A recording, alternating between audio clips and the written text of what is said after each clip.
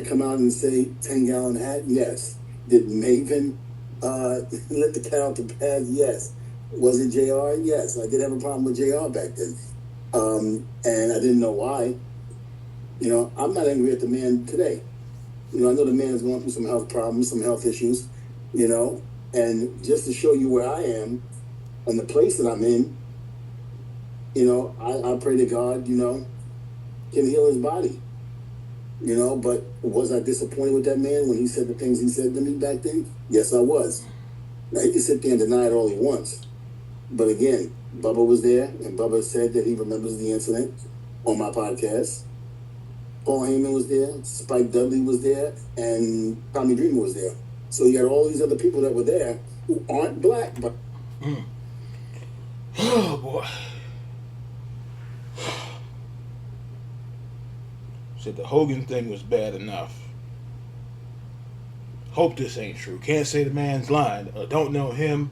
Don't know Devon or Jim Ross. But Jim Ross is like our what's his name? Gordon Soley. Come on now. Like in the 80s we had Bobby and Gorilla.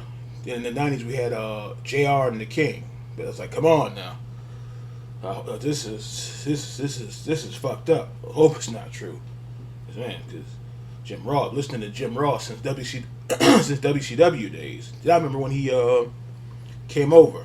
I know he hated that horrible outfit, WrestleMania 9.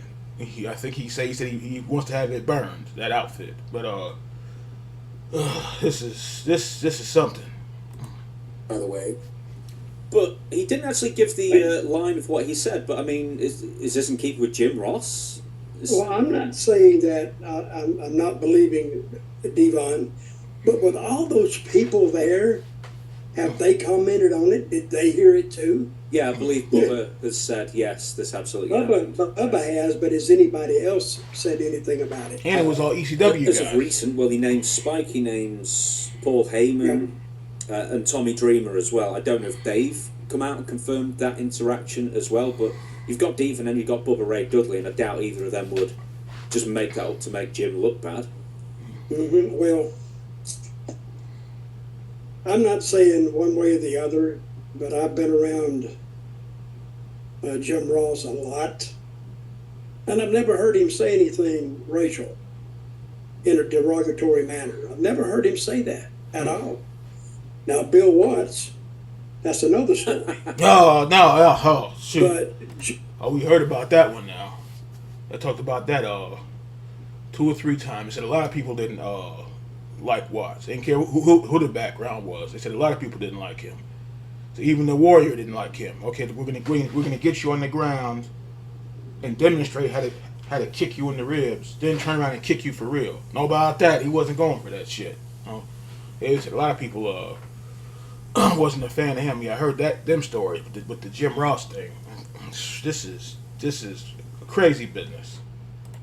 And I'm not defending him, but I've never found him to be the least bit. And of course he could be. I don't know. But I've never known him to be racist or even say any words that were racist. So, but. How did this come out anyway? I think Devon was doing an interview with Maven Huffman, and I think that came up. And I think it's also an anecdote. Yeah, I see a little bit of something off Maven's channel, but declined to name the person. And I think Maven accidentally either let the cat out of the bag or whatever it is. It just came out that it was Jim. Yeah, Maven's getting to be a damn good interviewer. He is. He I don't know what it is. Maven, it's like he's good at snuffing stuff out. He is. He's not trying to get it out of you, but he just like the Spidey sense or something, because he knows how to snuff it out. It's something else. Ross the last week that Devon was talking about all these times. So, I mean, Devon's been very consistent with the storytelling. Definitely said it was Jim Ross. He said he can deny it all he wants. Do you, obviously, because your character was Zeb Coulter in the WWE kind of thing, but Was this? That is kind of weird though, because I don't know. See, Dudley's came over in early 2000s, right? You had because Booker T came over early. I remember that. Yeah. Then you had a young Shelton Benjamin. Kofi wasn't until like a couple years later. I think Zeke Jackson was a couple years later. Was it Ezekiel? Yeah. Can't remember. But he wouldn't. I don't know. That's again. That sound. That I don't know. That's crazy because if he had said that to, I know they both didn't come over to the company. But if he had said that to Booker and Stevie, that wouldn't have went too well. How about that? Or this was back in the day with somebody like damn, what's his name? Brown. What's his name? Bad News Brown. That wouldn't have worked out too good. But like I said, I don't know what the hell. This is crazy. Kind of prevalent in decades, many decades past. They said Bad News Brown got an Andre the Giant's face. Where you just thought, well, they're black, they're never going to get a chance. Stuff. No, never have. Hey, one of the biggest, if you talk about a racist attitude about a lot of things, remember I brought up Bill Watts? Oh, yeah. But Bill Watts, Heard about that. I think he really was kind of prejudicial, to say, but you couldn't tell it by his booking because all his top stars, a lot of his top stars, were black. Ernie the Cat Ladd. He separated his personal feelings from his business feelings, and the part of the U.S. he was in was Louisiana, Mississippi, which those are heavily black areas, so he would highlight more than one. He would highlight a black superstar, like Junkyard Dog, Yeah. Ernie Ladd, and the list goes on. But they were his big stars. He made them a lot of money, and of course, at the end, the WWF or Vince McMahon ended up getting them, but they drew a ton of money. And I've told this story before. I went into Mid-South, of course, with a bullwhip. So what does a bullwhip remind you of? Oh, yeah. Let's just go back to slavery days. Oh, and I told this story before when I went out in that crowd. I didn't see too much. I know he was a wrestler. I didn't see too much of Dutch Mantell. I know he was in WCW. I think in the early '90s. He had the hat and the whip and I think like the cowboy vest. But yeah, I don't see him that much. But yeah, coming out there with the whip, and then the chain, not the chain, but not him, but another guy coming out there with the bull rope, with the horns, with the bell on it. I don't know. It's supposed to be character gimmicks, but yeah, this is, oh boy, this is something. Then it was like 80% black, and that was the quietest crowd I have ever seen, because they were thinking, I want to see this old white boy get in that ring, get that ass handed to him.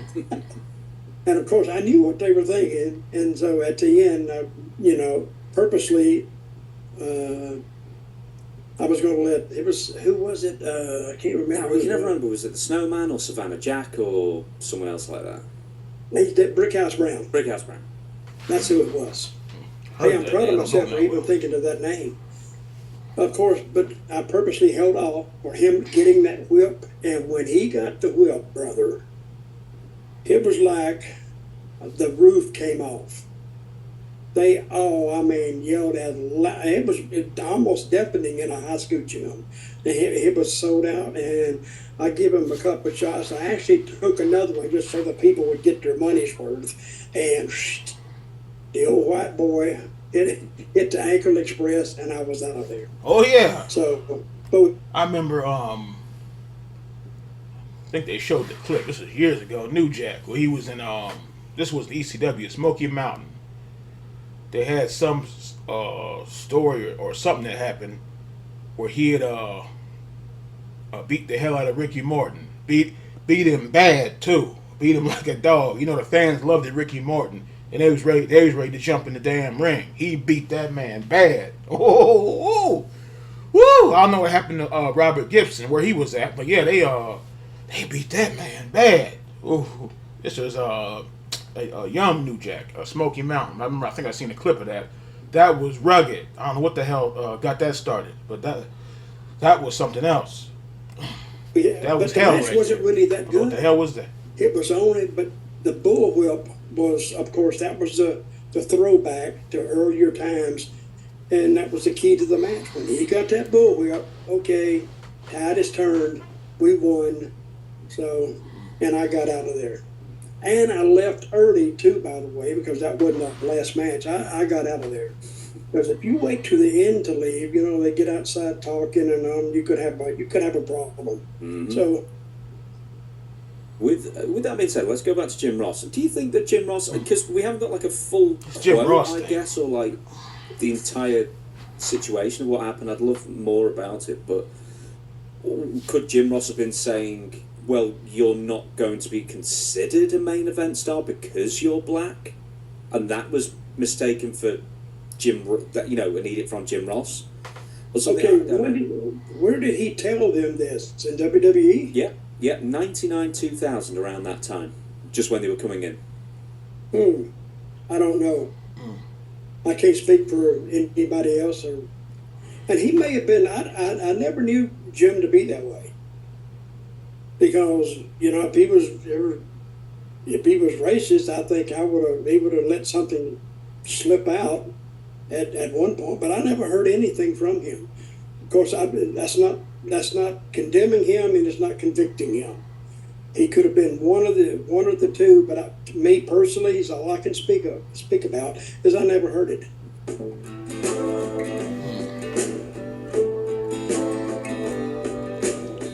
Yeah, that did kind of come from out of nowhere. I said on the Maven thing, because I usually watch the Maven show. I don't know. He wouldn't call it a podcast, but the Maven show, Maven channel. Watch him pretty regular. Like I said, Maven, he picks up on stuff quick. But do I say snuffing him out? Like not necessarily detective work, but yeah, he pays attention. But this is crazy. I was like, damn, not Jim Ross. Now. That's your favorite damn commentator.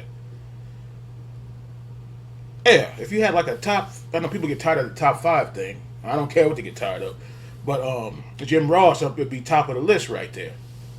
So yeah, because technically Solely, that's before my time. I probably saw or heard Lil Solely in '89 or '90.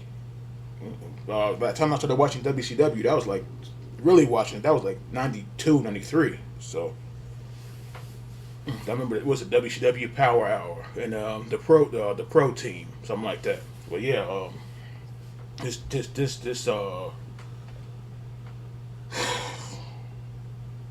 Jim Ross business. This is something else.